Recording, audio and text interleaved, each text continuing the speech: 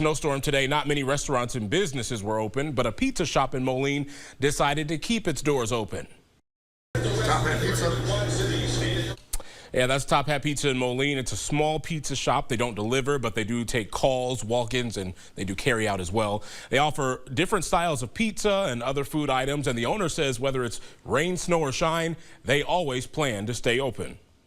Yeah, I mean, like I said, we try to open it up at the same time every day. We try to be here all the time.